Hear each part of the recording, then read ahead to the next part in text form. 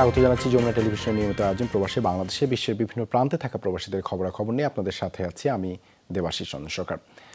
ব্যবসায় মানবাধিকারকে অগ্রাধিকার না দিলে ভবিষ্যতে মালয়েশিয়ায় বিদেশি বিনিয়োগ আকৃষ্টের চেষ্টা বাধাগ্রস্ত হবে, এমন মন্তব্য করেছেন দেশটিতে সফররত জাতিসংঘের মানবাধিকার বিষয়ক হাই কমিশনার ভলকার তুর্ক। দেশটিতে বিদেশি কর্মীদের ঘিরে সংগঠিত অপরাধ ও মানব পাচারের বিভিন্ন ঘটনা তুলে ধরে উদ্বেগ প্রকাশ করেন তিনি। মিথ্যা কথা বলে বিদেশ থেকে কর্মীদের দেশে নিয়ে প্রতারণা করে যেসব নিয়োগকারী প্রতিষ্ঠান তাদের বিরুদ্ধে কঠোর ব্যবস্থা নিতে মালয়েশিয়া সরকারের প্রতি আহ্বান জানান তিনি। সম্প্রতি বাংলাদেশি শ্রমিকদের সাথে ঘটে যাওয়া প্রতারণার উদাহরণ টানেন তিনি। এছাড়া দেশটির কারাগারের পরিবেশ নিয়েও উদ্বেগ জানান তিনি। সে বিষয়ে তদন্ত হওয়া জরুরি বলেও মন্তব্য করেন ভলকার তুর্ক।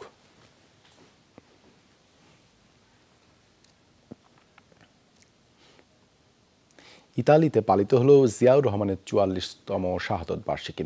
দেশটির ভিসেন্সা শহরে স্থানীয় একটি হলে এই উপলক্ষে আলোচনা সভার আয়োজন করে ভিসেন্সা বিএনপি। আয়োজনের প্রধান অতিথি ছিলেন ভিসেন্সা বিএনপির প্রধান উপদেষ্টা ও ইতালির বিএনপির উপদেষ্টা এস.এম. আলমগীর হোসেন।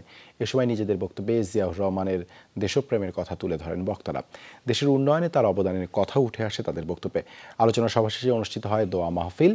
খালেদা জিয়ার সুস্থতা চেয়ে করা হয় দোয়া। অনুষ্ঠানের সভাপতিত্ব করেন সংগঠনের সভাপতি মোহাম্মদ আজিজুর রহমান, সাধারণ সম্পাদক মোহাম্মদ ফিরোজ খন্দকারের সঞ্চালনায়। এতে আরও উপস্থিত ছিলেন সংগঠনের সিনিয়র সহসভাপতি বেলাল হোসেন, নিজামুল হক সেলিম, সাবেক সহসভাপতি জাহাঙ্গীর আলম, সিনিয়র যুগ্ম সাধারণ সম্পাদক কবির হোসেন সহ অন্যান্যরা।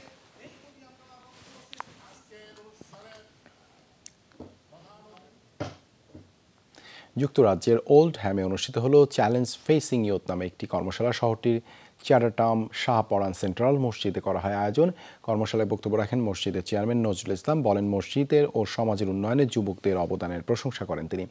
আরও কীভাবে দেশ ও দশের সেবা করতে পারে যুব সমাজ পরামর্শ দেন সে বিষয়ে তুলে ধরেন মসজিদের ভবিষ্যৎ পরিকল্পনা। আব্দুর রহিমের সঞ্চালনায় কর্মশালায় আরও বক্তব্য রাখেন মাওলানা আব্দুল কায়ুম, মাওলানা ফখরুল ইসলাম ও মাওলানা রাহিব। অনুষ্ঠানে উপস্থিত ছিলেন শতাধিক তরুণ।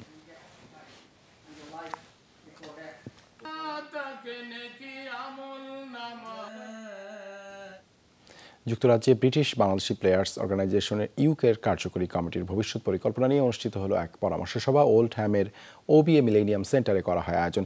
ব্রিটিশ বাংলাদেশি তরুণ প্রজন্মদের ব্যাডমিন্টন খেলার প্রতি আগ্রহ সৃষ্টি করা এবং তাদেরকে সঠিক প্রশিক্ষণ দিয়ে আন্তর্জাতিক মানের খেলোয়াড় হিসেবে গড়ে তোলার লক্ষ্যে কাজ করে যাবেন বলে জানিয়েছেন সংগঠনের কর্মকর্তারা।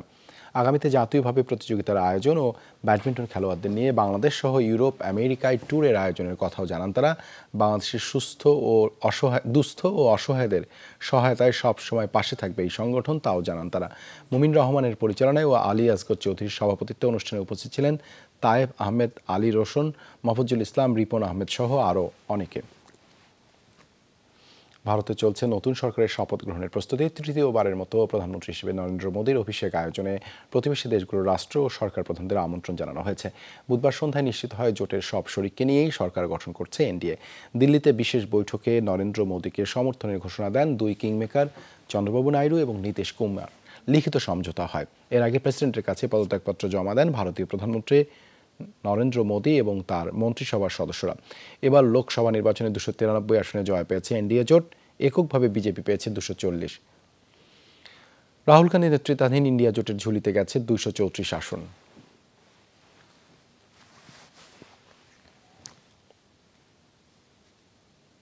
ভারতের নতুন সরকারের শপথ অনুষ্ঠানে যোগ দিতে শুক্রবার দিল্লি যাচ্ছেন প্রধানমন্ত্রী শেখ হাসিনা। বৃহস্পতিবার এক বার্তায় তথ্য নিশ্চিত করেছে প্রধানমন্ত্রীর প্রেস উইং।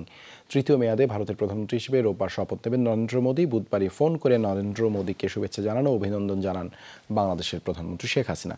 কথোপকথন চলাকালে ভারতের নতুন সরকারের অভিষেক আয়োজনে শেখ হাসিনাকে আমন্ত্রণ জানান নরেন্দ্র মোদী। প্রধানমন্ত্রী বলেন, এই বিজয়ের মধ্যে দিয়ে ভারতীয়রা বিশ্ব অঙ্গনে আরও এগিয়ে যাবে। একই সাথে বাংলাদেশ ও ভারতের মধ্যেকার বন্ধুত্বপূর্ণ এবং প্রতিবেশী সুলভ সম্পর্ক আরও উন্নত হবে, এমন প্রত্যাশা ব্যক্ত করেন প্রধানমন্ত্রী।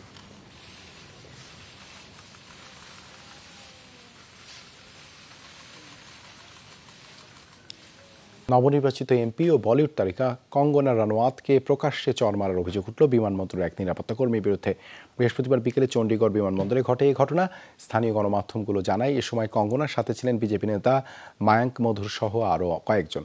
ঘটনার পর কুলবন্দির কর নামের ওই নারী নিরাপত্তা কর্মীকে পাল্টা চড় মারতে উদ্যত হয় মায়াঙ্ক।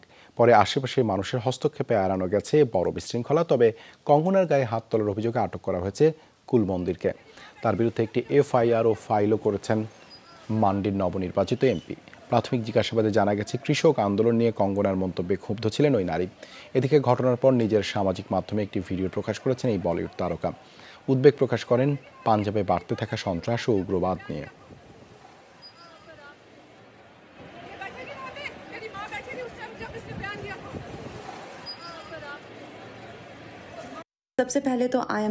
আমি নিরাপদ ও সুস্থ আছি। চণ্ডীগড় বিমানবন্দরে যা ঘটেছে তা অনাকাঙ্ক্ষিত।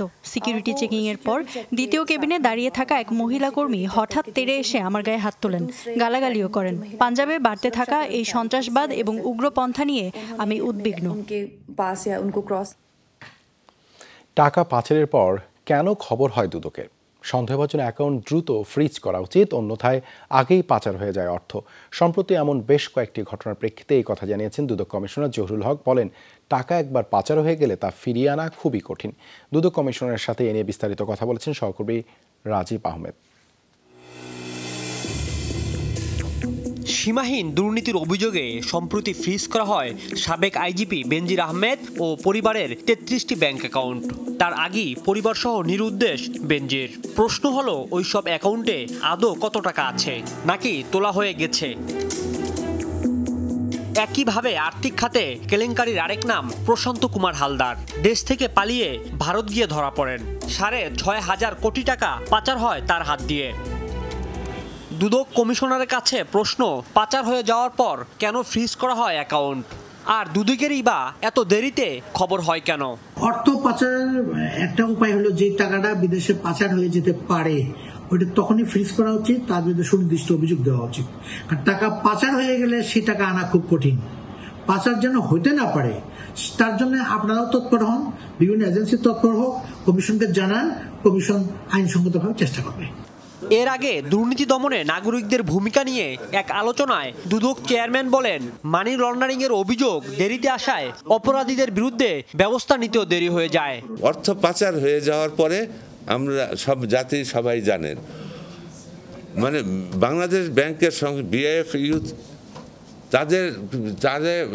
তারা আমাদের কাছে একটা তথ্য দিছে, ৬ মাস পরে অর্থ পাচার হয়ে যাওয়ার পরে যখন খেলাপি হয়ে যায় তখন জানা যায়।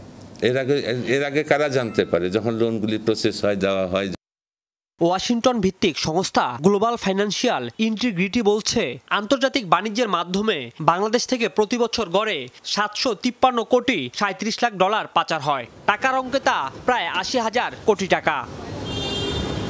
বিশেষজ্ঞরা বলছেন, পাচার হওয়া টাকার যদি ১% ফিরে আনা সম্ভব হয়, তাহলে রাষ্ট্রের কোষাগারে বাড়বে ১৫,০০০ কোটি টাকা। রাজীব আহমেদ, যমুনা নিউজ, ঢাকা।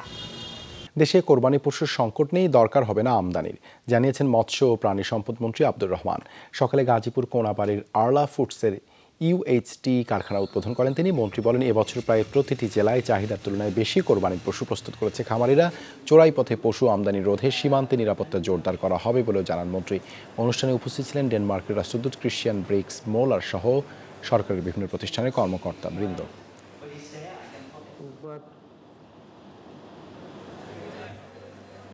গবাদি পশু আমদানি করবার মানে সিদ্ধান্ত আছে যে কোনো অবস্থাতে আমদানি করব না।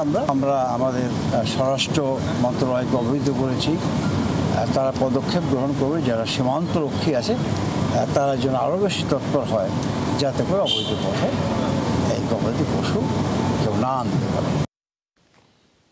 রাজশাহীতে 10ম আন্তর্জাতিক যোগ দিবস উদযাপনের পর্দা উন্মোচন হয়েছে। বৃহস্পতিবার রাজশাহীর ভারতীয় সহকারী হাইকমিশনের উদ্যোগে নগরীর পদ্মা নদীর ধারে এই অনুষ্ঠানের আয়োজন করা হয়। অনুষ্ঠানে বিভিন্ন বয়সের মানুষ অংশ নেন। বিকেল 5টা থেকে শুরু হয়ে সন্ধ্যা 7টা পর্যন্ত চলে আয়োজন। রাজশাহী বিভাগীয় কমিশনার ডক্টর দেয়ান মোহাম্মদ হুমায়ুন কবির প্রধান অতিথি হিসেবে উপস্থিত থেকে বক্তব্য রাখেন। আরও বক্তব্য রাখেন রাজশাহীর ভারতীয় সহকারী হাইকমিশনার মনোজ কুমার। আগামী 21শে জুন আন্তর্জাতিক যোগ দিবস উপলক্ষে বিভিন্ন বিষয়ে আলোকপাত করে বক্তারা বলেন, ইয়োগা হলো শরীর আর মন যুক্ত করে সুস্থ থাকার এক প্রাচীন পদ্ধতি, যা শরীরের জন্য অনেক উপকারী। মানুষের দেহ, মন ও এনার্জি 3টি জিনিসের সমন্বয়ে শরীর চলে। ইয়োগা এই 3টি সমন্বয় করে মানুষকে সুস্থ রাখে।